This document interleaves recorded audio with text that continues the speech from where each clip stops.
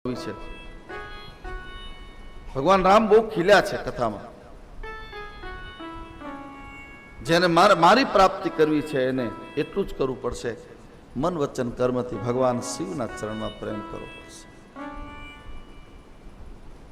દેવાધિદેવ મહાદેવ કોઈની સાથે ન વેર કરે, ભક્તિનું પહેલું માર્ગ. કોઈ એનો વેરી ન હોય. વેરીઓ આપણને વેરી માને તો એનો પ્રાઇવેટ. આપણે કોઈની સાથે વેર ન હોવું જોઈએ. સાધુ સંતોને શું કામ લોકો પ્રેમ કરે? સાધુનો કોઈ વેરી નથી હોતો, એનો કોઈ પ્રેમી નથી હોતો. સાધુની પાસે એક ડિસ્ટન્સ હોય છે પવિત્રતાનું. યાદ રાખજો બરાબર. કોઈની સાથે તમે વેર કરશો એટલે ભક્તિ કરશો, માળા કરશો તો તમારું મન ડિસ્ટર્બ થશે. આપણે આરતી ઉતારતા ઉતારતા ન ગમતી વ્યક્તિ બાજુમાં આવી જાય તો આપણું તરત આમ મગજ ત્યાં જતું રહે, હટી જાય આરતીમાંથી.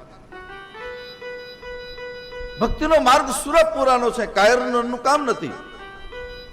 જેને ભક્તિ કરવી છે એને આટલી વસ્તુનું ધ્યાન રાખવું પડશે. આનંદ બહુ આવશે. ભૂલી જાઓ બધું, બસ માન અપમાન જે કંઈ હોય ભૂલો. આનંદથી જેને જીવવું છે, જેને આવજો રામ રામ કહીને જવું છે, અંત સમયે જેને ભગવાનની જરૂર છે એને કોઈ, હા તમને ભલે આખું જગત, તમારા માટે કોઈ વેરી ન હોવું જોઈએ. એક તરફી પ્રેમ.